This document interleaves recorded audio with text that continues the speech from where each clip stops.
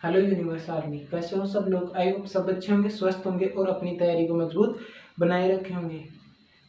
काफ़ी लेट हो गया, काफ़ी दिनों से अपन वीडियो शूट कर रहे हैं क्योंकि मेरा आई फ्लू हो गया था और आई फ्लू भी इस टाइम पे बहुत ज़्यादा चल रहा है, सब चपेट में आ रहे हैं।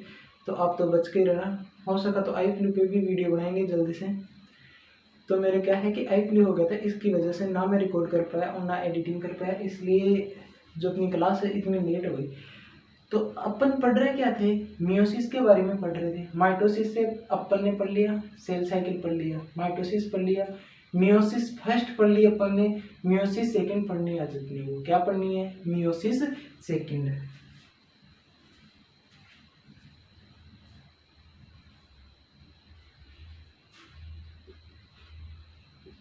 मियोसिस फर्स्ट अपन ने पढ़ी, आज अपन पढ़ेंगे मियोसिस सेकंड।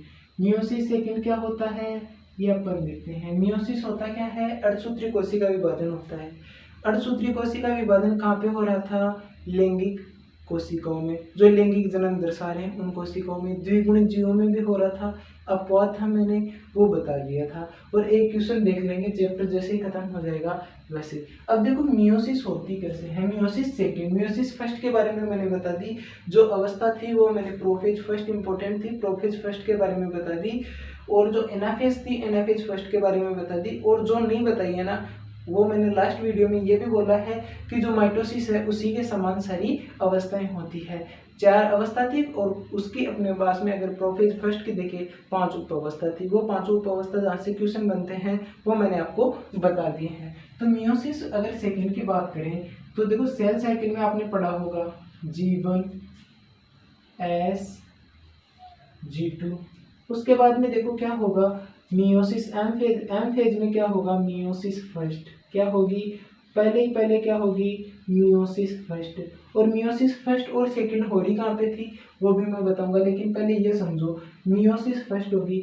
मियोसिस फर्स्ट के बाद में क्या होगी, मियोसिस सेकंड। क्या होगी, मियोसिस सेकंड होगी कि नहीं होगी।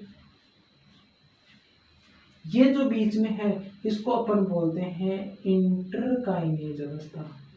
इंटर इसको क्या बोलते हैं, इंटरकाइनेसिस अवस्था। जो बीच में अवस्था हो रही है इस अवस्था को बोलते हैं अपन इंटरकाइनेसिस अवस्था। इस अवस्था की भी बात करें तो अब मैं ऊपर लिख देता हूँ, इस अवस्था में देखो G1S, G1 और कौन सी एस अवस्था तो होगी। ये तो क्या रहेगी, प्रेजेंट रहेगी किसमें, इंटरकाइनेसिस अवस्था में।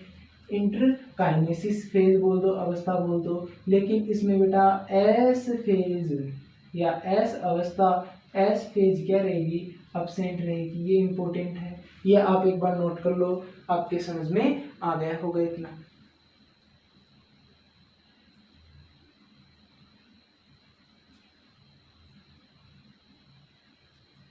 अब देखो मियोसिस हो रही कहाँ पे थी, मियोसिस सेकंड की बात करें तो मैंने आपको बताया था युग्मक निर्माण में 2 कोशिका होती है कि नहीं होती। युग्मक निर्माण में मैंने आपको बताया था मियोसिस में, जब मियोसिस स्टार्ट की थी तब मैंने बताया था युग्मक निर्माण हो रहा है।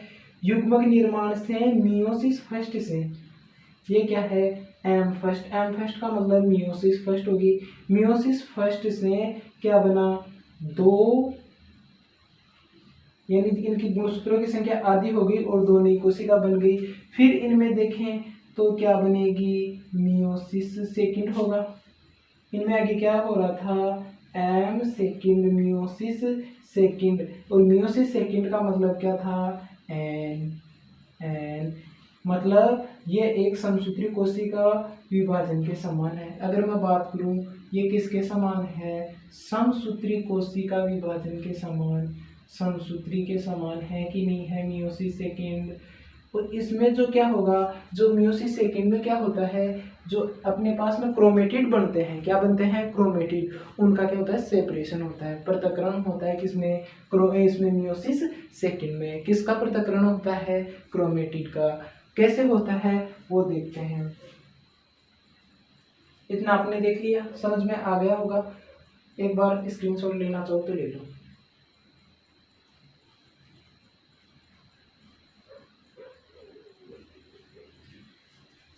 तो मियोसिस सेकंड की आवश्यकता क्यों हुई, मियोसिस सेकंड की आवश्यकता क्यों क्यों पड़ी, क्योंकि जो अपने पास में इसकी आवश्यकता क्यों पड़ी आवश्यकता है डीएनए पृथक्करण के लिए। इसमें क्या होता है, डीएनए का पृथक्करण होता है किसमें, मियोसिस सेकंड में। ये मैंने आपको बता दिया, डीएनए का सेपरेशन होता है या पृथक्करण, इंग्लिश में बोले तो सेपरेशन। ये मैंने बता दिया। इसमें समस्त पद किसके समान होंगे, समस्त पद, ये फिर से बता रहा हूँ, समस्त पद भी माइटोसिस के समान होंगे। माइटोसिस, और माइटोसिस सबको अपन बोलते हैं समसूत्री कोशिका विभाजन, किसमें, मियोसिस सेकंड में। समस्त पद माइटोसिस के समान होंगे। अब मियोसिस सेकंड में अपन ने एक पढ़ा था, वो पढ़ा था इंटरकाइनेसिस। इंटरकाइनेसिस, और इंटरकाइनेसिस का मतलब क्या है, इंटरकाइनेसिस का मतलब क्या था वो बता देता हूँ मैं। M1 का मतलब मियोसिस फर्स्ट व मियोसिस सेकंड के मध्य की अवस्था को क्या बोलते हैं, की फेज या अवस्था क्या है, की अवस्था क्या है, वो है अपने पास में इंटरकाइनेसिस।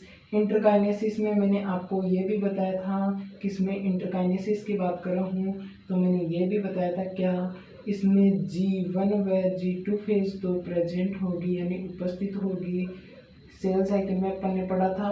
और इसमें देखो इंटरकाइनेसिस में क्या होगी, एस अवस्था अनुपस्थित या अब्सेंट होगी बेटा। ये भी अपन ने पढ़ा कि नहीं पढ़ा, ये आपने पढ़ लिया। इंटरकाइनेसिस के बारे में मैंने बता दिया। मियोसिस सेकंड की आवश्यकता क्यों है, डीएनए का सेपरेशन पृथक्करण, ये मैंने आपको लिखा दिया है। इसके समस्त पद माइटोसिस के समान होते हैं, ये इतना आपको मैंने बता दिया। अब देखो होती कैसे उसके बारे में मैं बता देता हूँ थोड़ा।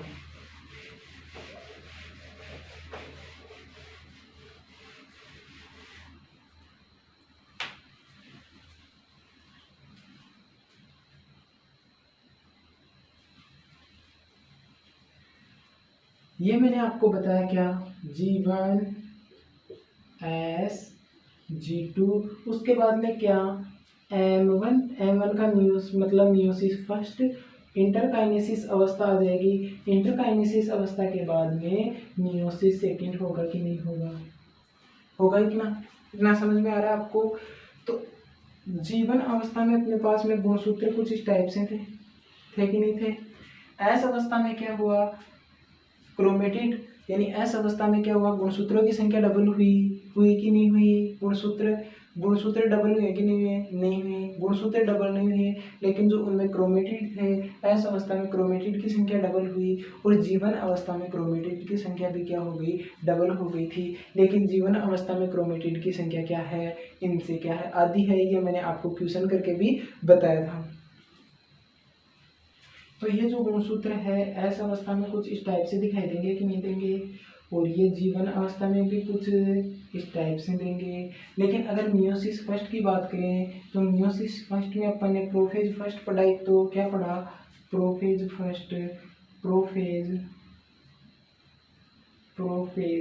फर्स्ट, और एक अपन ने क्या पढ़ा, एनाफेज फर्स्ट और प्रोफेज फर्स्ट में क्या हो रहा था। प्रोफेज फर्स्ट में अगर बात करें तो इसमें थी एक तो जाइगोटीन अवस्था और एक हो रही थी पेकाइटिन अवस्था। कौन सी, एक थी पेकाइटिन अवस्था। जाइगोटीन अवस्था में अगर बात करें तो क्या बन रहा था, इसको अपन बोल रहे थे बाइवेलेंट संरचना। यहाँ पे क्या बन रही थी, बाइवेलेंट संरचना या टेट्राइड। कैसे बन रहा था ये मैंने पीछे वाले वीडियो में बता रखा है। बाइवेलेंट संरचना और टेट्राइड संरचना बन रही थी किसमें, जाइगोटीन में। और पेकाइटिन की बात करें तो पेकाइटिन में क्या बन रही थी, कुछ इस प्रकार से संरचना बन रही थी, कुछ इस प्रकार से संरचना बन रही थी। अब देखो मैंने आपको कब एनाफेज और एनाफेज से फर्स्ट की बात करें तो एनाफेज फर्स्ट आपको मैंने बता रखी है, और वो क्या रखी है, एनाफेज फर्स्ट कहाँ पे पढ़ाई थी, माइटोसिस के पद समान होते हैं। और एनाफेज में जो ये होंगे अपने पास में वो क्या हो जाएंगे, एन गुणसूत्रों की संख्या आदि, क्रोमेटिड की संख्या आदि, किसमें, एनाफेज में। अगर अपन बात करें मियोसिस सेकंड की तो मियोसिस सेकंड क्या होगा, मियोसिस सेकंड में अपने पास में केवल एक फेज होगी और वो होगी एनाफेज। Anaphase second. और एनाफेज सेकंड में क्या होगी वो बात करें तो अपने पास में जो ये है ना वो क्या बन जाएंगे, सारे एन बन जाएंगे, गुणसूत्र क्या हो जाएंगे, सारे एन गुणसूत्र हो जाएंगे। अब मैं अगर यहाँ पे बोल रहा हूँ 4C 2N और N, इनके बारे में मैंने आपको जब माइटोसिस स्टार्ट हुई थी तब मैंने बता दिया था, जब सेल साइकिल कंप्लीट हो रहा था तब मैंने आपको क्वेश्चन करवाए थे एन क्या है और इनके बारे में, एनाफेज के बारे में बता दिया है। तो अब मैं आपको बता रहा हूँ किसके, मियोसिस सेकंड के। तो मियोसिस सेकंड में बात करें तो एनाफेज सेकंड अवस्था हो रही है और यहाँ पे क्रोमेटिड का पृथक्करण हो रहा है कि नहीं हो रहा, सेपरेशन हो रहा है कि नहीं हो रहा। और क्रोमेटिड क्या है, एक प्रकार का डीएनए है। तो ये मैंने पहले भी लिखा था, अब भी बता रहा हूँ, यहाँ पे लिखा था डीएनए का सेपरेशन होता है इसमें, डीएनए या क्रोमेटिड का क्या होता है, क्रोमेटिड का क्या होता है, सेपरेशन होता है या फिर पृथक्करण होता है, किसमें, मियोसिस सेकंड में। इतनी आपके बात समझ में आई कि नहीं आई, आई होप इतनी बात समझ में आ गई होगी। यह मैंने आपको सेल साइकिल में कंप्लीट करवा रखा है। ये मियोसिस फर्स्ट पढ़ाया था तब आपको बता रखा है कौन कौन सी अवस्था होती है, किस संरचना को क्या बोलते हैं, ये बता रखा है। एनाफेज फर्स्ट के बारे में मैंने बता दिया था, एनाफेज अवस्था थी माइटोसिस में, उसमें सेम कंडीशन हो रही है इसमें भी। फिर अपने पास में एनाफेज सेकंड अवस्था होगी किसमें, मियोसिस सेकंड में, और डीएनए का क्या हो जाएगा या क्रोमेटिड का क्या हो जाएगा, सेपरेशन। बेटा इतना आपको समझ में आ गया होगा। अब देखते हैं अपन ने मियोसिस के बारे में पूरा पढ़ लिया है। मियोसिस कितने प्रकार की होती है, दो प्रकार की। कौन कौन सी, मियोसिस फर्स्ट और मियोसिस सेकेंड। पढ़ क्या रहे हैं अपन, मियोसिस। मियोसिस का मतलब क्या होता है, अर्धसूत्री कोशिका विभाजन। क्या होता है, अर्धसूत्री कोशिका विभाजन। किसका मतलब होता है, मियोसिस का। क्या होता है, अर्धसूत्री कोशिका विभाजन। होता है कि नहीं होता, ये आपने देखा। अब देखते हैं मियोसिस का महत्व। देखो अर्धसूत्री कोशिका विभाजन का महत्व देखें तो एक महत्व है, पीढ़ी दर पीढ़ी क्या रखता है, पीढ़ी दर पीढ़ी, पीढ़ी दर पीढ़ी किसका, क्रोमोसोम। क्रोमोसोम को अपन हिंदी में क्या बोलते हैं, गुणसूत्र को क्या करता है, स्थायी बनाए रखता है। गुणसूत्र की संख्या क्या रखता है, स्थायी। गुणसूत्र को क्या रखता है, स्थायी। गुणसूत्र की संख्या क्या रखता है, स्थायी। फिर अगर बात करें तो ये जैव विकास में, किसमें, जैव विकास में भी बेटा सहायक है मियोसिस। कैसे, इवोल्यूशन, इवोल्यूशन मीनिंग देख लेना, शायद सही है। इवोल्यूशन जैव विकास में भी क्या है, सहायक है। अब देखो कैसे, अगर बात करें किसमें, पीढ़ी दर पीढ़ी गुणसूत्र को स्थायी कैसे रखता है। जैसे अपने पास में 2N है, बीच में कारणवश क्लास बंद हो चुकी थी और मैंने इतना कुछ पढ़ा दिया। अपन पढ़ रहे थे, कहाँ पे थे, मियोसिस का महत्व में थे। कहाँ पे थे, मैं यहाँ पे बता देता हूँ, अगर साइड में जगह है ना, तो मियोसिस का महत्व पढ़ रहे थे अपन। क्या पढ़ रहे थे बेटा, मियोसिस का महत्व है। और मियोसिस के महत्व में एक था गुणसूत्रों को क्या रखता है, स्थायी रखता है, और एक का मतलब क्या था, इवोल्यूशन या जैव विकास में। तो होता कैसे है बेटा, तो इसका बारे में बता देता हूँ मैं कैसे इसमें होगा बेटा। कैसे रखता है गुणसूत्रों को सेपरेट, वो बता देता हूँ। एन तो देखो एक तो फीमेल से आएगा और एक आएगा एन कहाँ से आ जाएगा, मेल से आ जाएगा। और यहाँ पे बेटा युग्मनज बनेगा कि नहीं बनेगा, युग्मनज बनेगा, 2N बनेगा, और फिर अपने को यहाँ से एन प्राप्त होगा, होगा कि नहीं होगा। एन का मतलब युग्मक, क्या बनेगा, युग्मक। तो युग्मक बन कैसे रहा है ये मैंने आपको बता दिया था। तो यहाँ पे गुणसूत्रों का एक तो सेपरेशन हो रहा है। और अगर अपन बात करें, अगर मेरे पास में मैं बात करूँ, एन जाएंगे गुणसूत्र, एन जाएंगे मतलब मेरे आधे गुणसूत्र जाएंगे, और आधे गुणसूत्र किसी फीमेल से आ रहे हैं, जो संतान उत्पत्ति होगी, संतान उत्पत्ति में क्या होगा, उनका नई संतान उत्पन्न होगी अपने पास में, उसके गुण है ना वो क्या होंगे, अलग गुण पैदा होंगे उसमें, उसमें कुछ क्रिएटिव आइडियाज होंगे, यानी दोनों का मिश्रण होगा। जो एन इसके लक्षण भी होंगे आधे, और मेल से एन आ रहे हैं इसके लक्षण भी होंगे। तो ये जैव विकास में बेटा सहायक हुआ कि नहीं हुआ, जैव विकास का में सहायक हुआ कि नहीं हुआ। जैव विकास का पूरा चैप्टर है, आगे वो पढ़ेंगे। लेकिन जैव विकास का मतलब क्या है, विभिन्नता से लेना अपने को, किससे, विभिन्नता से। तो विभिन्नता उत्पन्न हुई कि नहीं हुई, ना तो फीमेल के जैसा है या ना मेल के जैसे इसके गुण आ रहे हैं, दोनों के मिश्रित गुण आ रहे हैं। अगर जो भी फीमेल या मेल पैदा होगा, लेकिन इनमें जो गुण है वो फीमेल के भी होंगे और मेल के भी, दोनों के इनके गुण होंगे। और ये अब कहाँ से रहे हैं, ये बेटा आ रहे हैं एन से, ये एन गुणसूत्र यहाँ से आ रहे हैं और युग्मनज बन गया। फिर इसका भी एन हो जाएगा। तो इससे आगे देखो यहाँ तक तो अपने पास में क्या होगा, इवोल्यूशन। इवोल्यूशन का मतलब जीव विकास। और यहाँ से बेटा एन फटेगा कि नहीं फटेगा, आगे एन जाएगा कि नहीं जाएगा, एन अलग सेपरेट होगा। तो एन सेपरेट होगा तो यहाँ पे गुणसूत्र क्या होंगे, स्थायी होंगे या गुणसूत्रों का पृथक्करण होगा। इतना मैंने आपको पढ़ाया था किसमें, मियोसिस के महत्व में। मियोसिस का महत्व, उसके बाद में अपनी क्लास बंद हो गई थी। फिर मैं बता रहा था आपको क्या, मियोसिस के प्रकार। क्या बता रहा था, मियोसिस के प्रकार। फिर मैं आपको बता रहा था मियोसिस के प्रकार। मियोसिस के प्रकार के बारे में मैंने आपको बताया कितने, 3 टाइप के मियोसिस होते हैं। कितने टाइप के बेटा, 3 टाइप के मियोसिस होते हैं। कौन से, गेमेटिक मियोसिस, जाइगोटिक मियोसिस और एक होता है स्पोरिक मियोसिस। गेमेटिक मियोसिस को अपन बोलते हैं युग्मकीय मियोसिस, जाइगोटिक मियोसिस को बोलते हैं अपन युग्मनजीय मियोसिस और स्पोरिक मियोसिस को बोलते हैं अपन बीजाणुवीय मियोसिस। अगर अपन बात करें युग्मकीय मियोसिस में, गेमेटिक मियोसिस में, गेमेट का मतलब युग्मक होता है और युग्मक का मतलब बेटा एन होता है। ये किन में होता है, 2n किस में होता है, एन किससे प्राप्त होगा, 2n कोशिका से, मतलब द्विगुण जीव मतलब मानव हम है। तो ये किन से प्राप्त होगा, ये होगा किन में, कौन सा, युग्मक, युग्मकीय मियोसिस यानी गेमेटिक मियोसिस। ये होगा अपने पास में द्विगुणित जीव यानी मानव या एनिमल में होगा। फिर अपन पढ़े जाइगोटिक मियोसिस। एग्जाम्पल आपको याद रखना है, एग्जाम्पल इंपॉर्टेंट है, इसमें एग्जाम्पल से बहुत ज़्यादा क्वेश्चन आते हैं। फिर अपन देखें जाइगोटिक मियोसिस, जिसको बोल रहे हैं अपन युग्मनजीय मियोसिस। क्या बोल रहे हैं बेटा, युग्मनजीय मियोसिस। और ये हो कहाँ पे रहा है, अगुणित जीवों में। अगुणित जीव कौन कौन से हैं, शैवाल और कवक। शैवाल और कवक में देखो फीमेल से अपने पास में एन आ जाएगा और मेल से अपने पास में एन आएगा। तो ये बेटा क्या बनेगा, 2n युग्मनज किसके द्वारा बनेगा, निषेचन के द्वारा, फर्टिलाइजेशन के द्वारा, निषेचन के द्वारा बनेगा।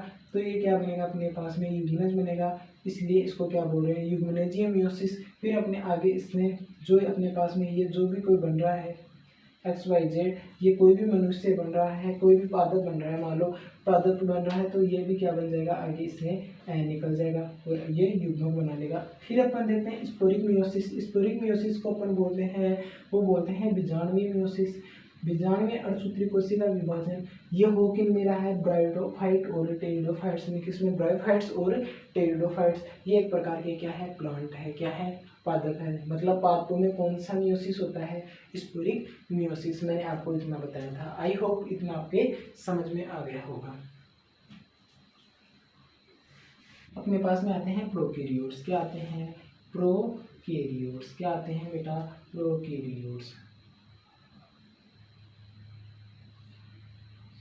प्रोकैरियोट्स या प्रोकैरियोटिक जीव आते हैं अपने पास में। क्या आते हैं, एक कोशिकीय जीव। इनमें बेटा वो होता है ना, कौन सा, कोशिका विभाजन। मार्कर से नहीं चल रहा ना, चल जाएगा। तो क्या एक प्रकार का कोशिका विभाजन होता है। इनमें ना तो मियोसिस होता है और ना ही माइटोसिस होता है। इनमें होता है एमाइटोसिस। क्या होता है, एमाइटोसिस, कोशिका विभाजन। लास्ट कड़ी है चैप्टर की, इसके बाद में चैप्टर खत्म हो जाएगा। तो एमाइटोसिस किन में होता है, प्रोकैरियोटिक जीव में, यानी प्रोकैरियोट्स में, एक कोशिकीय जीव में क्या होता है, एमाइटोसिस। एमाइटोसिस का मतलब क्या होता है, ये प्रत्यक्ष कोशिका विभाजन है। क्या है, प्रत्यक्ष सेल डिवीजन, सेल डिवीजन, प्रत्यक्ष कोशिका विभाजन है। कौन सा, एमाइटोसिस। इसमें अगर बात करें, ना तो क्रोमेटिन रेशो का संगठन होगा, यानी न ही गुणसूत्र का निर्माण होगा। गुणसूत्र का निर्माण नहीं होगा। देखो बात करें, एक तो क्रोमेटिन, ना तो क्रोमेटिन रेशे बनेंगे, ना तो बेटा क्रोमेटिन जैसे बनेंगे और न ही क्रोमोसोम। क्या, क्रोमोसोम। क्रोमोसोम को अपन हिंदी में बोलते हैं गुणसूत्र का बेटा संगठन भी नहीं होगा। मतलब ये क्या है प्रत्यक्ष है कि प्रत्यक्ष यहाँ से ही क्वेश्चन बन जाता है। ये प्रत्यक्ष कोशिका विभाजन है। कौन सा? एमाइटोसिस। होता किन में है? प्रोकैरियोट जीव में। किन में होता है? प्रोकैरियोटिक जीव में, यानी एक कोशिकीय जीव में। अगर अपन बात करें इसमें क्रोमेटिन रेशे और क्रोमोसोम का संगठन नहीं होगा, ये नहीं होगा तो बेटा एक अपन ने पढ़ा था, वो पढ़ा था क्या? तंतु का निर्माण भी नहीं होगा। किसका? तंतु का निर्माण भी नहीं होगा। तंतु का निर्माण भी नहीं होगा। ये क्या है? एमाइटोसिस है। प्रोकैरियोटिक जीव कौन से हैं? अपने पास में है अमीबा और एक है पैरामीशियम। क्या है? पैरामीशियम। ये क्या है? प्रोकैरियोटिक जीव है। इनको अपन क्या बोलते हैं? एक कोशिकीय जीव है। इनमें कौन कौन से होते हैं? देखो, इनमें ना तो माइटोसिस होता है ना मियोसिस होती है। प्रत्यक्ष कोशिका विभाजन है होती है तो एमाइटोसिस, जो कि एक प्रकार का प्रत्यक्ष कोशिका विभाजन है, जिनमें ना तो क्रोमेटिन रेशे और ना ही क्रोमोसोम का संगठन होता है और ना ही इसमें तंतु का निर्माण होता है। और प्रोकैरियोटिक जीवों में आते हैं बेटा अमीबा, पैरामीशियम। क्या आते हैं बेटा? अमीबा और पैरामीशियम। अगर मैं बात करूं तो प्रत्यक्ष कोशिका विभाजन है तो इसमें बेटा जीवन, अगर क्वेश्चन आ जाए जीवन Sg2,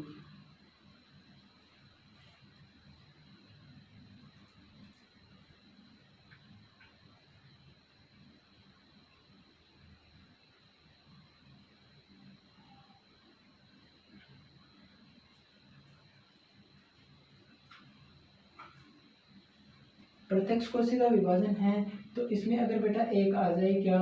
G1S और G2। G1S G2 फेज नहीं होती। फेज क्या होती है बेटा? अब्सेंट। इसमें G1S G2 अवस्था भी नहीं होती। होरा किन में है? अमीबा और पैरामीशियम में। बात करें प्रत्यक्ष कोशिका विभाजन है, क्रोमेटिन रेशे नहीं बनते, इनका संगठन नहीं होता, क्रोमोसोम यानी गुणसूत्र का संगठन भी नहीं होता, तो तंतु का निर्माण भी नहीं होता। ये अपने पास में आज चैप्टर यहीं पे खत्म होता है। इतना हो गया। अब एक क्वेश्चन ले। हाँ तो दोस्तों, क्लास बीच में रुकने की वजह से अपना ये क्वेश्चन कंप्लीट हो गया था। फिर से मैं बता रहा हूँ कि मियोसिस किस में नहीं देखा जाएगा, किन जीवों में मियोसिस नहीं देखा जाएगा। ऑप्शन नंबर अपने पास में फर्स्ट है, वो है द्विगुणित जीवों में। द्विगुणित जीवों में मियोसिस होगा कि नहीं होगा? अगुणित जीवों में, एन का मतलब क्या है? अगुणित जीवों में मियोसिस होगा कि नहीं होगा? लैंगिक जनन दर्शाने वाले जीव, लैंगिक जनन दर्शाने वाले जीव कौन से हैं? अपन हैं, जिनमें क्या बनता है? युग्मनज बनता है, युग्मक बनता है, तो अपने में मियोसिस होगा कि नहीं होगा? और अलैंगिक जनन दर्शाने वाले जीव, अलैंगिक जनन दर्शाने वाले जीवों में मियोसिस होगा कि नहीं होगा? अपन ने मियोसिस के बारे में, इन सब के बारे में पढ़ा है, और इनमें नन ऑफ दीज, इनमें से कोई में नहीं होगा। फिर से क्वेश्चन पढ़ लेना, मियोसिस किन में नहीं देखा जाएगा? किन में नहीं देखा जाएगा? वो नहीं देखा जाएगा, अलैंगिक जनन दर्शाने वाले जीवों में मियोसिस नहीं देखा जाएगा। आज का चैप्टर यहीं पे कंप्लीट होगा। आई होप आपको क्लास ज़्यादा से ज़्यादा पसंद आई होगी, आपको क्लास पसंद आई होगी। अगर क्लास आपको पसंद आई है तो क्लास को ज़्यादा से ज़्यादा शेयर कीजिए, लाइक कीजिए और अपने दोस्तों के पास ज़्यादा से ज़्यादा शेयर कीजिए। अपने 3 चैप्टर हो गए, वो हो गए बायोमोलिक्यूल, सेल स्ट्रक्चर और सेल डिवीज़न। इनको अपन नीट की दृष्टि से भी देखे हैं, RUHS की दृष्टि से भी देखे हैं और किसकी दृष्टि से देखे हैं? एम्स पैरामेडिकल और एम्स BSc नर्सिंग की दृष्टि से भी देखे हैं। तो आप इनको सब है ना आराम से पढ़ते जाइए, ऐसा कोई नहीं है, सब अपन क्लियर करते जाएंगे, धीरे धीरे सब क्लियर होता जाएगा आपके। और अपने दोस्तों के पास ज़्यादा से ज़्यादा क्लास को लाइक करते रहना। अगर नेक्स्ट चैप्टर पढ़ेंगे अपना, नेक्स्ट चैप्टर पढ़ेंगे अगला, वो होगा ह्यूमन रिप्रोडक्टिव सिस्टम। बहुत जल्द पढ़ेंगे, यानी मानव जनन तंत्र, जल्दी से पढ़ेंगे, इसको भी जल्दी से कंप्लीट करेंगे। लेकिन आप अपना प्यार और सपोर्ट बनाए रखना। मिलते हैं नेक्स्ट क्लास में, तब तक के लिए जय हिंद, जय भारत।